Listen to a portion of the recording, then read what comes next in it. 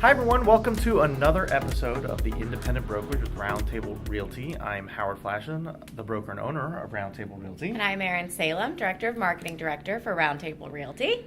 How about that game yesterday? How about that game yesterday? Unbelievable. Did you see that play? I saw that play.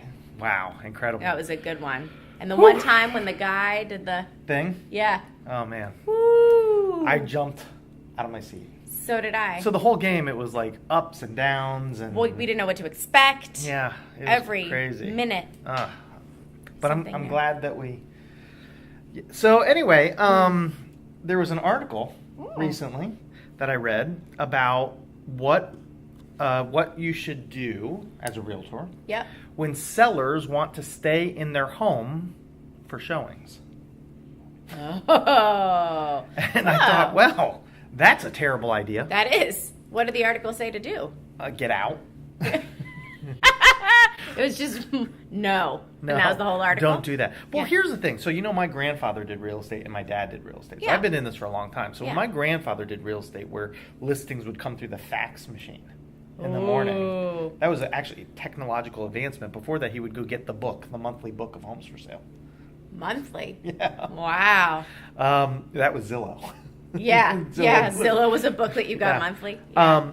But back then, it wasn't uncommon for people to be around talking and things like that because generally speaking, you knew who you were working with a lot of times. You'd spend a lot of time with them. Sure. Well, now there are realtors who are meeting people on the internet an hour before they're showing your home. Yeah. Wow. So to me, you're going to hear realtors talk all the time about how when a seller's home, it makes a buyer feel uncomfortable, that they want to be able to enjoy the space and that's all true. Yeah. Okay. I'd buy that. Safety. You don't know who these people are. Oh. You don't know who they are. Oh, Why gosh. would you put yourself in a situation where Absolutely. you're meeting a stranger? So, yeah, in essence, they did a 3-page article. So they were basically trying to convince sellers not to stay in the home if for no other reason than safety. Well, they did 3 pages on it, and I just was like, get out. 'Cause, Yeah. My article would have been a lot shorter. Get out. Don't, right. No. Don't Not an option. be home. Yeah. I one time let one guy stay home. And that was because after I met him, first of all, he's a bigger guy, but after I met him and after he spent like 30 minutes selling me, the listing agent, that I'm going to sell his home, and he spends 30 minutes selling me on his house and all of these intricacies, he's like, do you think I can stay home for the showings? Like, you need to stay home. You should stay home. You should stay home. You should sell your house. That reminds me that yesterday here at our Roundtable family, we have a lot of different methods for communicating with each other, all the agents, so that if there's a question or somebody needs a referral or a reference or something real estate related, they can always communicate with each other. And we do. We're one big family here. We're always in communication with each other. And one of our agents just posted yesterday, hey, I'm going to show a home in such and such an area. It's early in the morning and I don't know who I'm showing the home to. Is there anybody else who could go with me? Because safety in numbers. There was that huge story, 2 or 3 years ago, of the realtor who went to show a home to someone, didn't know who she was showing it to. She went by herself, and that was it. They found her weeks later. It was awful. And so safety really is a huge, huge component of realty. And I love the fact that here I see somebody step up and say, hey, I'm uncomfortable going to do this showing myself, because it would just be me. It's early in the morning and somewhere I'm not familiar with. 3 or 4 people hopped on. Yeah, I can meet you there. No problem. Within hours. I hope it's like that everywhere. Me too. Every brokerage is like that. Yeah. I don't know because I've never been. We've never been anywhere else. Yeah. So, a quick short quiz. Okay. Because not a lot of people yesterday were jumping on my quiz idea. So here I'm going to do it with you. Okay. Mm-hmm. All right. I'm going to give you 4 things, and you tell me whether or not they apply to single agency. Oh, God. Okay? Now, you're not a realtor. No, I'm not. So I'm gonna fail. hopefully I can get... No, I don't know that Setting you're me going to up to fail. fail. No. I think you're going to get these... right. Okay. Okay, do these apply to single agency? Okay. Dealing honestly and fairly? Yes. Okay.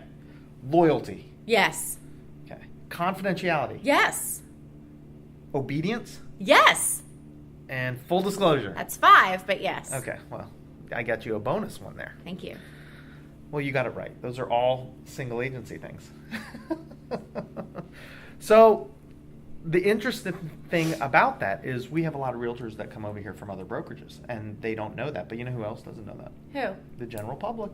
That's true. They don't know that. I didn't know it before I came here. I didn't know that there was a thing known as single agency. I thought single agency was just being a nice guy. Well, you know, in Texas, that's how they do it. By default, realtors are single agents in Texas. That's what Tracy told me.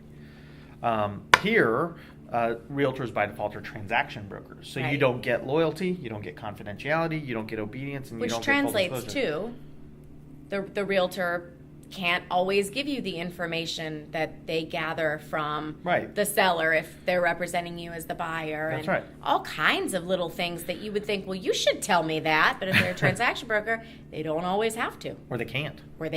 Yeah. It's unique. And my problem with it, again, is I think the general public thinks that they're getting a single agent. Exactly. Hey, Jen Pillay! Jen Pillay! Yeah, Jen Pillay. Right there. And she moonwalked Come out. on, Jen. She's a moonwalker. She is. All right, so couple quick things. Yeah. I don't know if you heard the big news. I didn't. Yeah, you did. There's a movie theater being built right up the street. I didn't know that. You didn't? No. Yeah, right up the street from here, there's building a movie theater. And tell us where we are so that they know what up the street means. So that we're on Racetrack Road in Northwest St. Johns County. Yeah. And just up the road from here, they're going to be building Durbin Park. Which it's is going to be in Durbin Park. Yeah, Durbin Park's this huge mall that's coming right up the street. The Walmart, I think, opens November 9th or something like that. New Walmart. It's going to be the new style where you order it online, drive up, pick up. I mean, they have the old Walmart attached to it. But if you're at Walmart, by the way, and you see the big orange part of the building, you know what that is? The pickup part. That's where you order it online, drive up. And they bring you your stuff. They bring you your stuff. Oh, yeah. That's awesome. It's tremendous. So yeah, they're doing Cinemark is doing a 12-seat movie theater, all advanced. 12-seat? I'm sorry, 12-screen. I was gonna say it's very small. Yeah. It's a boutique. And the tickets are like $4,000 each. No, and 12 theater. 12 theater, movie theater. Advanced, all the new technology, and I can't wait. Right? That's there's awesome. going to be so much cool stuff going into that Durbin Park. But here's the question: my food topic for tonight. Yes. Okay. My food topic for today is there's a place going in there called Your Pie. Yes, I know it well. Do you? I do.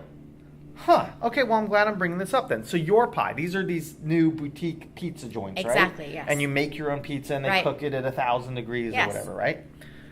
They're really expensive per pie, aren't they? Sure, yes, of course. I was wondering, how much is an individual person's pizza? Yes. That you would be willing to pay, the maximum amount you'd be willing to pay for your own perfectly made, amazing pizza this size. If I'm out? I mean, if I'm out. Yeah. If you go to Your Pie or one of these other places. I would say $15. Is max. Yeah. We're close. Aren't we already there? Close to 15? I think they're like $12.50 a pie. So. Yeah. They're expensive. But you're getting exactly what you want put on the pie. I mean, that's what you're paying for. They're going to have to convince me. I don't think I could go $15. Do it once. What do you get on it? Like anything you want. That's the point. Can I get crab legs on it? You know what? I would do $15 if I could get crab legs. I think if Your Pie is watching, you need to consider adding crab legs to the pizza buffet because I know they'll get one customer. I would love it if it was just the crab legs in the shell and they just set it right on top. You know what? Skip the pizza. Just the crab legs. I'll just pay $15 for crab legs. That's a steal. I'm good with that. All right.